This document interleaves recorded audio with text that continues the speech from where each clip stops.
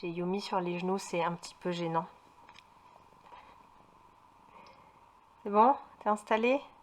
Salut, j'espère que vous allez bien. Moi ça va. Yuna, non, Yuna, non. Ok, on va y arriver. Nous sommes à présent en avril, il est donc le moment pour moi de faire le bilan de mes lectures du mois de mars. Ça a été un mois assez intéressant en termes de lecture parce que confinement oblige, j'ai pu y consacrer beaucoup plus de temps que d'habitude et j'ai notamment découvert de nouvelles manières de lire. Je vais pas en parler tout de suite, ça va venir plus tard dans la vidéo. J'ai essayé d'être un petit peu plus organisée ce coup-ci que la dernière fois et j'ai pris quelques notes. J'espère que ça va m'aider à pas trop m'éparpiller et être concise dans ce que j'essaye de dire.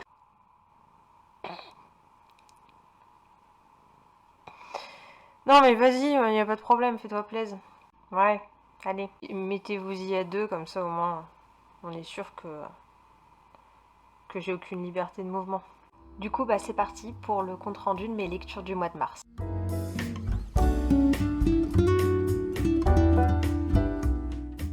Pour commencer, ce mois-ci, j'ai terminé la saga The Maze Runner en lisant les tomes 2 et 3. On va commencer donc par le tome 2, The Scorched Trials, qui a été traduit en français, je crois, par La Terre Brûlée.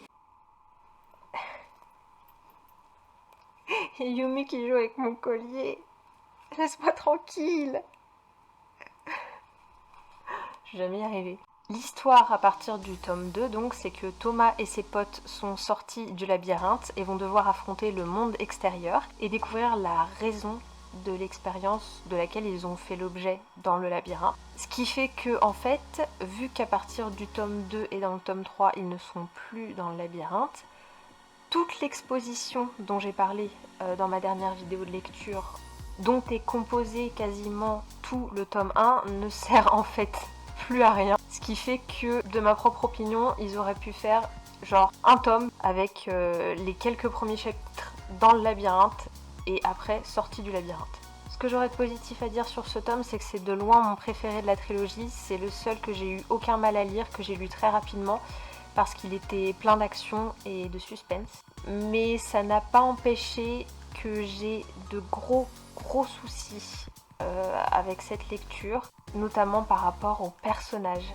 Je déteste vraiment les personnages dans cette trilogie. Déjà pour commencer, il y a une grosse partie des personnages qui ne sont pas vraiment des personnages mais qui sont juste des figurants en fait. Maintenant qu'ils sont sortis du labyrinthe, il ne reste plus beaucoup de Gladers comme ils s'appellent. Ils ne sont plus que 11 il me semble au début du tome 2. Et je me disais que peut-être on allait apprendre à connaître ceux dont on ne connaissait pas le nom, ce qui était normal parce qu'au début ils étaient plus de 50, c'est normal que Thomas, le personnage principal, ne connaisse pas tout le monde. Là, il se retrouve avec une petite poignée de garçons et Teresa, qu'on ne connaît pas encore, mais qui peut-être ont quelque chose à apporter, une plus-value à l'histoire, peut-être qu'ils ont eux-mêmes une histoire intéressante à raconter. Mais non, pas du tout. À aucun moment on apprend le nom des derniers Gladers qui restent. Ils sont toujours considérés comme une espèce de masse informe, on parle toujours d'eux comme les Gladers, on dit toujours le nombre qu'ils sont, mais on ne sait pas qui ils sont.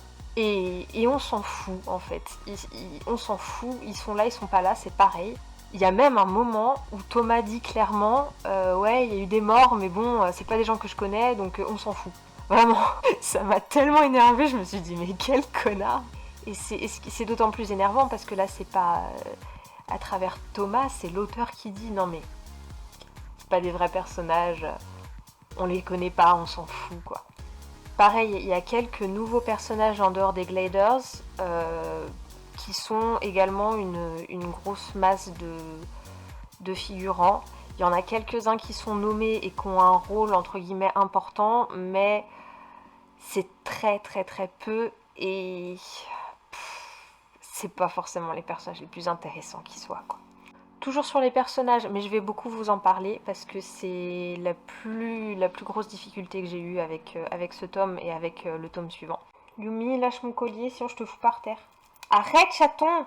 Il y a le personnage de Mino qui dans le tome 1 est le chef des runners, des coureurs, et qui dans le tome 2 devient le leader du groupe, qui est en fait absolument insupportable. C'est-à-dire que le mec, son entière personnalité, ça consiste à se foutre de la gueule de ses potes. Dès qu'il ouvre la bouche, dès qu'il parle à quelqu'un, dès qu'il répond à quelqu'un, que quelqu'un lui dit quelque chose, c'est pour lui dire ah mais dis donc, ouais, t'es super intelligent, hein, ah dis donc, ouais, t'es comique, mais tu sais, ironiquement, ou alors lui dire de toute façon t'es moche. Enfin, mais mec, c'est pas une personnalité en fait d'être méchant avec les gens, arrête, c'est pas cool. En plus c'est pas le moment, je veux dire, vous êtes en train de vivre des trucs horribles. Peut-être pas en faisant ça en fait. On va parler un peu des personnages féminins parce que oui, il y en a. Dans le premier tome, on avait Teresa. Dans le tome 2, on a toujours Teresa.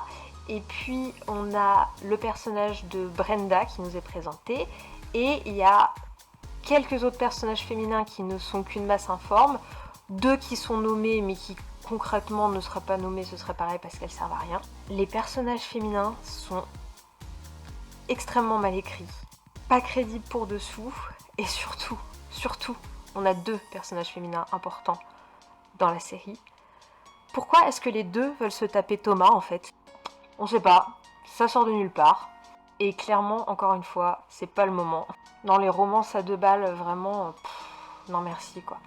Et le dernier truc qui m'a saoulée dans ce livre, c'est par rapport au fait que donc tous ces jeunes gens, ces ados, sont le sujet d'une expérience qui, bien que le labyrinthe soit terminé, continue, l'expérience continue en fait. J'essaye de pas trop spoiler, mais je suis obligée un peu pour pouvoir dire ce qui me saoule. Et il y a une question qui m'est tapée dans le crâne pendant tout le bouquin, c'est mais pourquoi est-ce que vous les mettez volontairement en danger de mort? Ça a pas de sens. Alors, je peux pas vraiment trop expliquer pourquoi parce que ce serait vraiment spoilé, mais ça a juste aucun sens de faire ça. Vraiment, c'est se tirer une balle dans le pied, c'est complètement débile. Voilà, on dirait pas parce que depuis tout à l'heure je suis en train de m'énerver sur ce qui m'a déplu dans le livre, mais j'ai vraiment trouvé que ce tome était le plus réussi des 3.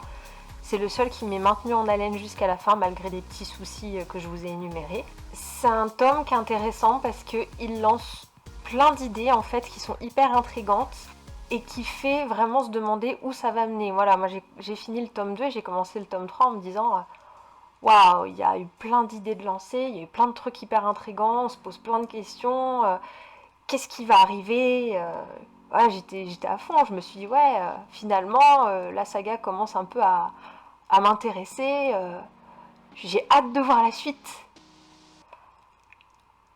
Eh ben j'ai été bien déçue, tiens. Du coup, le tome 3, The Death Cure, traduit en français par Le Remède Mortel, j'ai détesté.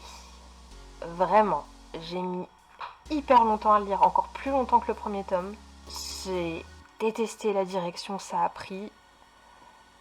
Vraiment, c'était une torture, c'était une lente agonie. À chaque chapitre, je me disais, mais je peux pas, je peux pas continuer, il faut que j'arrête. Mais je continuais parce que j'avais été tellement intriguée par le tome précédent, je continuais en me disant, mais il va y avoir quelque chose, il va se passer un truc, il va y avoir un retournement de situation. Toutes les questions que je me posais vont trouver une réponse. Il faut que je continue, c'est juste un mauvais moment à passer. Mais non, en fait, clairement, tous les petits trucs intéressants qui ont été disséminés dans le livre précédent ne mènent strictement nulle part. C'est terrible, vraiment c'est terrible. Tous les éléments intéressants du tome 2 ont disparu et tous les éléments énervants du tome 2 ne sont qu'amplifiés dans celui-ci. Les personnages sont cons comme des barriques. Thomas en particulier, Thomas est extrêmement con. Alors le cas de Thomas, c'est incroyable, je ne comprends pas ce qui se passe dans sa tête. C'est-à-dire que le mec est amnésique, hein, toujours. Là, on lui propose de récupérer ses souvenirs, ce qui pourrait lui donner des indices, en fait, lui permettre de comprendre ce qui se passe et de rectifier la situation. Il refuse. Et il y a des moments, en fait, où on veut lui donner la vérité sur un plateau d'argent, on veut lui expliquer les choses, et lui, il veut pas. Pourquoi Pourquoi t'es con?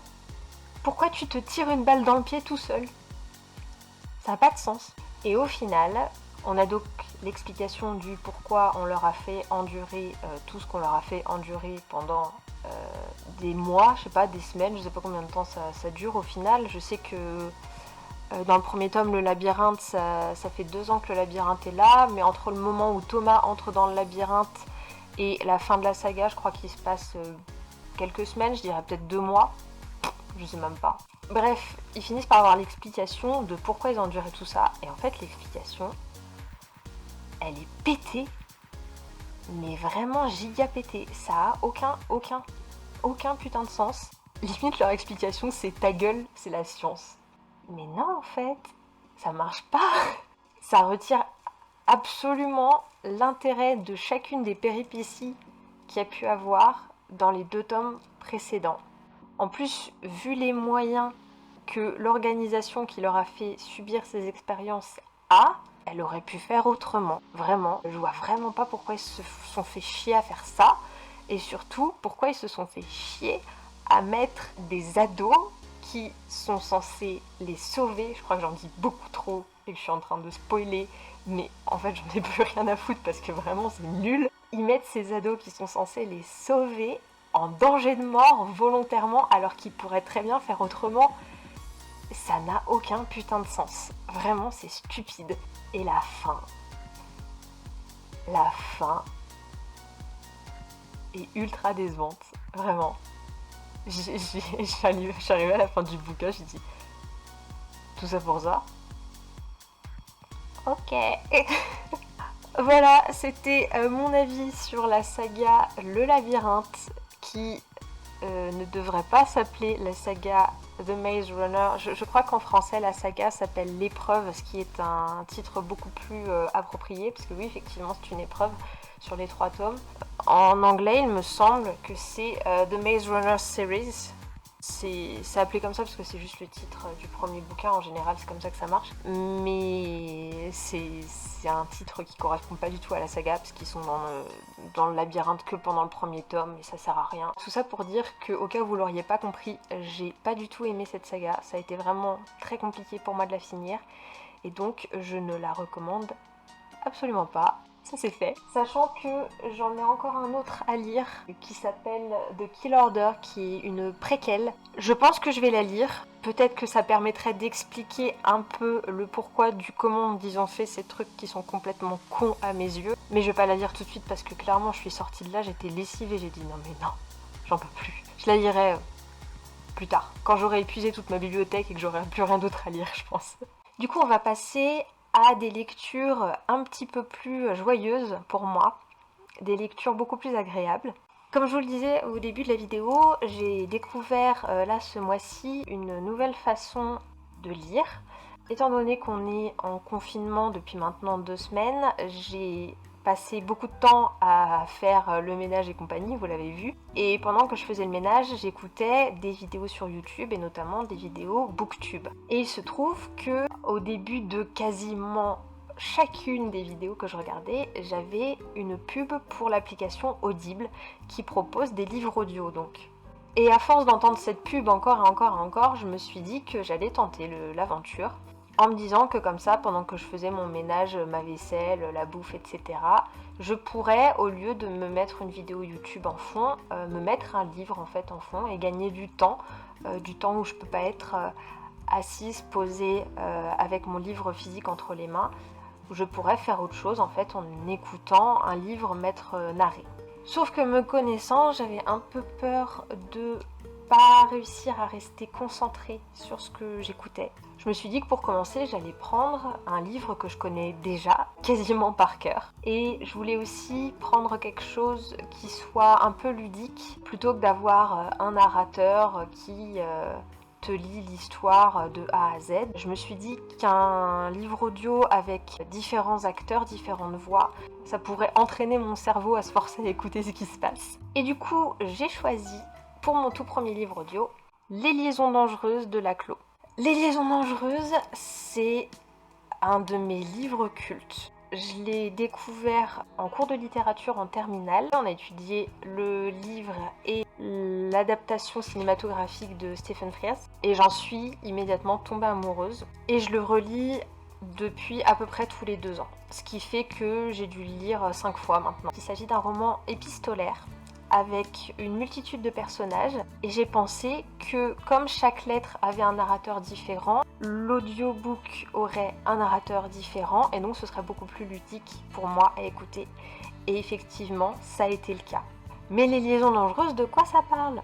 Alors c'est un roman qui date du XVIIIe siècle et ça parle en gros de personnes nobles, de personnes riches qui ont beaucoup trop de temps libre puisqu'elles ne travaillent pas et qui donc doivent bien s'occuper. Franchement, je vous jure, c'est ça le prémisse. On a donc deux personnages, la marquise de Merteuil et le vicomte de Valmont, qui sont en fait des libertins. C'est-à-dire que leur occupation principale consiste à coucher à droite à gauche. Voilà, c'est comme ça qu'ils s'occupent. Et ils s'écrivent en fait pour se raconter leurs exploits. Sauf que le vicomte de Valmont étant un homme, tout le monde sait que c'est un libertin et qu'il couche à droite à gauche. Et même si c'est pas très accepté en société parce que c'est pas trop les mœurs de l'époque, vu que c'est un homme, ça passe. La marquise de Merteuil, en revanche, étant une femme, doit faire tout ça dans le secret le plus absolu. Elle est donc devenue la reine des manipulatrices, passe son temps à mentir à tout le monde. Elle a réussi à devenir une femme extrêmement respectée dans la société qu'elle côtoie. Elle est un peu considérée comme la gardienne des bonnes mœurs, alors qu'en réalité pas du tout. Et il n'y a donc que Valmont qui est au courant de qui elle est vraiment. Et puis il y a toute une galerie de personnages autour. S'ensuivent des intrigues amoureuses et sexuelles qui nous sont toutes contées par lettres interposées d'un personnage à un autre. Et franchement, c'est génial. Tout le monde ment à tout le monde manipule tout le monde. L'écriture est super parce que d'un personnage à un autre, on a vraiment une différence de ton, une différence d'écriture. Ce qui est renforcé en plus dans le livre audio par les voix des différents acteurs. Bonjour Yumi, ça faisait longtemps. Non, vraiment, Les Liaisons Dangereuses, c'est un bijou littéraire. J'adore, je suis hyper fan et je regrette pas du tout d'avoir choisi ça comme premier audiobook parce que c'était également un bijou à écouter.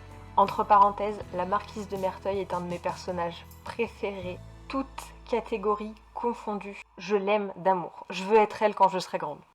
Forte de ce premier succès d'audiobook, j'ai voulu continuer sur ma lancée. Moi qui lis beaucoup de livres en anglais, j'ai voulu tester un audiobook en anglais. Et pareil, je me suis dit, pourquoi pas prendre un livre que je connais déjà assez bien, histoire d'être sûre que je vais bien suivre ce qui se passe. Et j'ai donc choisi un autre classique que j'adore, Sense and Sensibility de Jane Austen. En français, c'est Raison et Sentiment ou Le cœur et la raison. Je crois qu'il y a deux traductions différentes. C'est un roman donc anglais qui date également du XVIIIe siècle, à croire que c'est une période que j'aime bien. Il raconte l'histoire de deux sœurs, Elinor et Marianne Dashwood, dont l'une, Elinor l'aînée, est plutôt très calme, très posée, très réfléchie, et l'autre, Marianne, se laisse complètement emporter par ses émotions. L'histoire en soi est pas extraordinaire. Ça parle surtout d'amour. Les romans de Jane Austen tournent beaucoup autour des histoires d'amour de ses personnages principaux, qui sont toujours des femmes. Ce qui est vraiment intéressant avec le style de Jane Austen, c'est qu'elle critique énormément la société dans laquelle elle vit. Elle a une écriture hyper sarcastique. Elle se moque énormément de ses personnages. C'est vraiment très très drôle à lire. Et c'est pour ça que c'est une de mes autrices préférées à ce jour. L'écriture d'Austen vaut vraiment le coup. C'est vraiment des bijoux de critique sociale et de sarcasme. Du coup, je vais pas en dire plus sur ce roman-là en particulier parce qu'en réalité, j'ai pas grand-chose à en dire de plus. Les critiques que j'aurais à émettre, ce seraient surtout des critiques d'un point de vue de nos jours, du XXIe siècle par rapport aux mœurs du XVIIIe, donc je sais pas si ce serait vraiment pertinent d'en parler. Donc bien sûr je recommande totalement Sense and Sensibility, mais je recommande tout Jane Austen parce que j'adore son travail, vraiment c'est un régal à lire. Et voilà, donc ça c'est pour les romans complets que j'ai lus ou écoutés pendant ce mois de mars. Je pense que c'est aussi intéressant de souligner que j'ai fait une autre découverte ce mois-ci.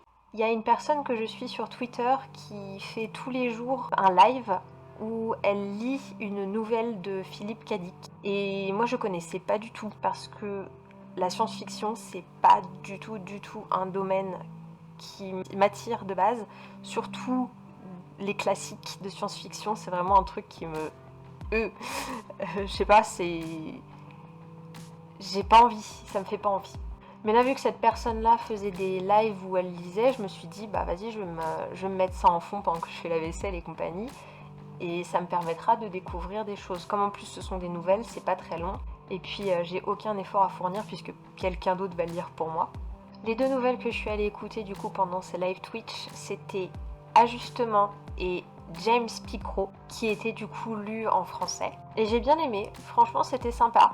C'est pas vraiment le genre de choses que j'irais lire de moi-même, mais là c'était vraiment sympa d'entendre quelqu'un en parler et de voir les gens dans le chat réagir à ce qui se passait. C'était vraiment rigolo, c'était encore une autre manière je trouve de découvrir un auteur, de découvrir un univers que je ne connaissais pas. Et voilà, c'est tout ce que j'ai lu / écouté pendant mon mois de mars. J'ai pas lu tant que j'aurais pensé que ça vis-à-vis du confinement, parce que je me suis dit qu'avec le temps que j'aurais pu lire peut-être 2 ou 3 livres de plus, mais j'ai tellement galéré vraiment sur le dernier tome du Labyrinthe que ça m'a complètement ralenti. Pour le mois d'avril, je me suis fait une liste de lecture. Il y a pas mal de livres dessus. Vu qu'on est confiné pour encore un petit moment, je pense que j'aurai le temps, peut-être pas de tout lire, mais d'en lire un bon morceau. Surtout que là, la liste que je me suis faite, a priori, il n'y a rien qui devrait me faire ramer. Donc voilà, c'est tout pour le mois de mars. J'espère que cette vidéo vous aura plu. Si c'est le cas, n'hésitez pas à la commenter, à la partager, à mettre un pouce vers le haut et à vous abonner si c'est pas encore fait. Si vous voulez venir parler de livres avec moi en commentaire, ce serait super chouette, ça me plairait beaucoup. Je vous dis au mois prochain pour le compte-rendu de mes lectures d'avril et à très bientôt pour une nouvelle vidéo. Ciao. Mais de quoi donc est-ce que ça parle, les liaisons? Non,